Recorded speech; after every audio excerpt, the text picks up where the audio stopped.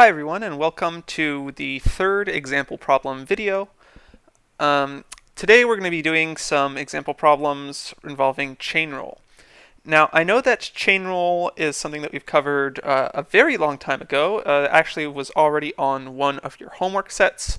But chain rule is super important, and it's important to be comfortable with it in order to do some of the problems on this week's problem set as well.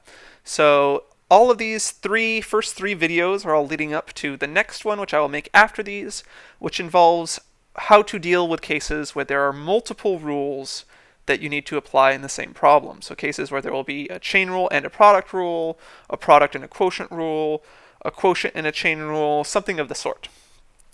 But first things first, I felt like it's important to cover an example problems on each of the three main rules of product, chain, and quotient. So today we're doing the chain rule. Alright, so I've already written, as usual, the chain rule up here in red. I'll be leaving this up here for the rest of the video.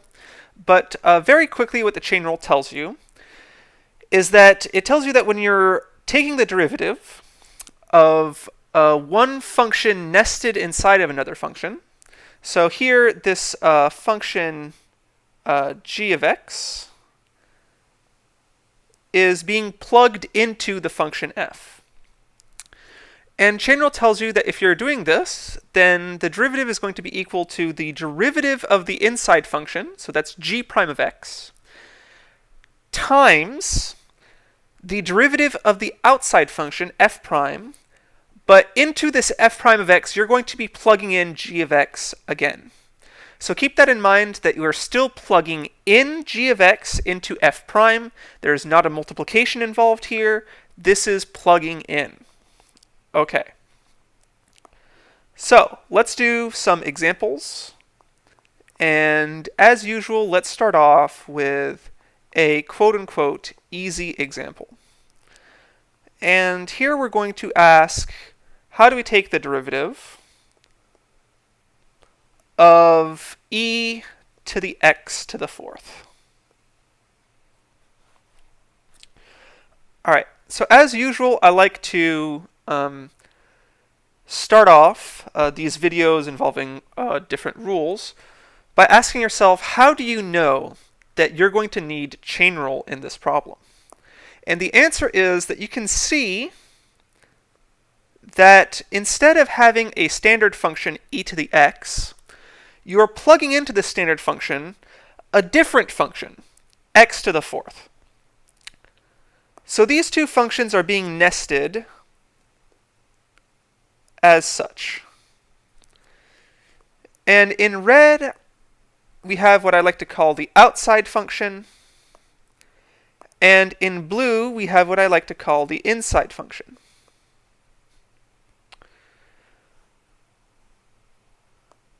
Okay, once we've identified these, as usual, and as with all of these rules, the very first thing to do is to write out the functions that you're working with. In red, I'm going to write out the outside function, which I like to call f of x. And we can see that here we have this function is e to the x. Now you might think to yourself, but wait, Gabe, there is no e to the x in here. We have e to the x to the fourth. Well, that is correct, but the key thing to keep in mind is that instead of just e to the x here, we are plugging into this e to some power function the power x to the fourth. X to the fourth is being plugged in to e to the x. It's replacing the x with x to the fourth. All right, next up, very next step, always, should be to write out the derivatives of these two functions. If f of x is equal to e to the x, then its derivative, f prime of x, is also equal to e to the x. If g of x is equal to x to the fourth, then its derivative, g prime of x, is equal to 4x to the third power. Okay, now that we've written all of this out, it's time to rewrite the formula for chain rule. We see that here we're being asked to find the derivative of two functions nested inside of each other. And we've written these as f of g of x. And chain rule tells us that this is going to be equal to g prime of x times f prime of g of x. And let's go ahead and color code these so that it makes it very clear which function we are plugging in where. We see this g prime of x is what we have in green. We see that this f prime of x is what we have in yellow. But instead of f prime of x, we are plugging into it the original inside function, g of x. All right, let's plug everything in and see what we get. First off, in green, we have g prime of x, which is 4x cubed. All right, next up, we have a multiplication symbol. All right, next up, we have f prime, which is e to some power. But instead of some power of that power being x, we are going to be plugging in the function g of x, which is x to the fourth. So our final answer is going to be that the derivative of e to the x to the fourth is 4x cubed times e to the x to the fourth. And we are done. Okay. So, in my opinion, the chain rule is a little bit more tricky than the product and quotient rule because of this step here. This step, which you guys have probably yourselves noticed, the step where you have to not only realize what you're plugging in over here, but also realize how you need to plug things back in once you're punching everything into the formula that you've written. This is why it's really helpful to be in control and to have good mastery and to be comfortable with what we called function composition. This was covered in Chapter 1. I really emphasize that it's important to have a good idea of how to do and how to work with this. But just to be very clear and to be for completion here, if you want to check out and work again on some more problems or look in the book at how function composition works, this is from section 1.8 in the book. Okay. So, now that we've done an easy problem, let's move on to something maybe a bit more difficult. Okay. So now let's look at a quote-unquote harder problem.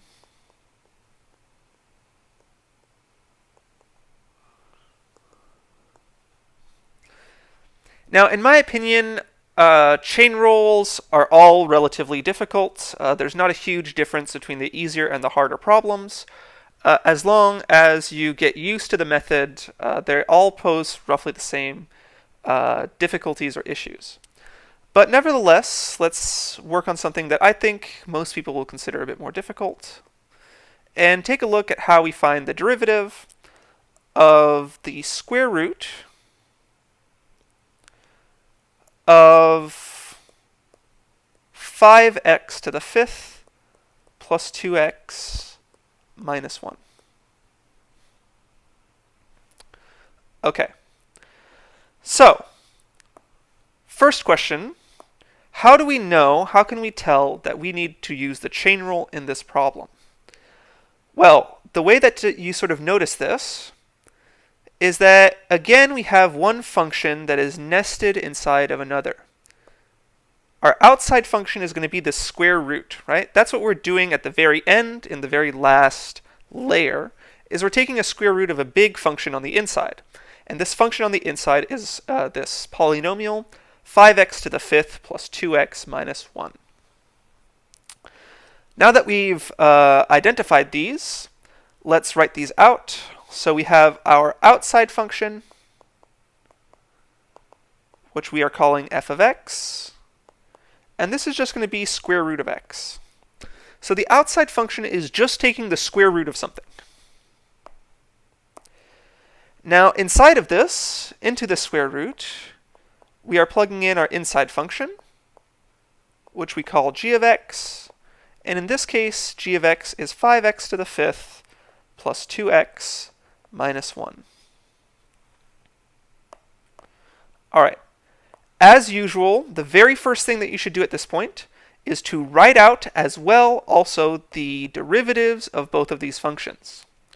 If f of x is equal to square root of x, remember that square root of x can be rewritten as x to the 1/2. Now that you've rewritten it as x to the 1/2, you know that to take the derivative of that, you're going to need to use power rule.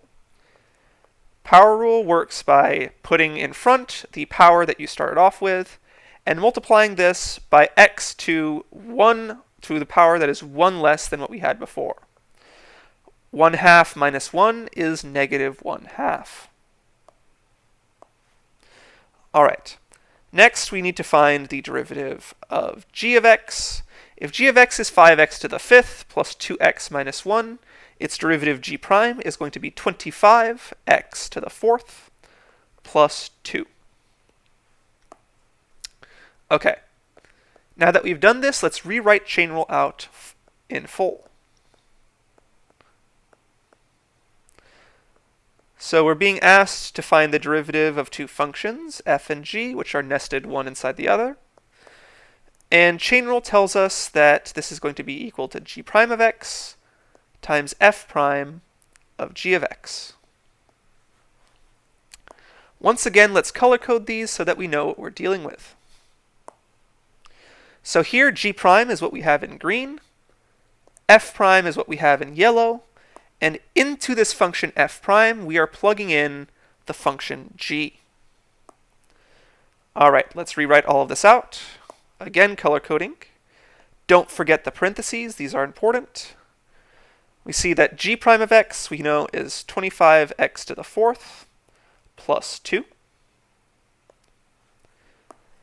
Then we have a multiplication symbol, followed by f prime of x. F prime of x, we know, is 1/2 times the whatever function we are plugging in here to the negative 1/2.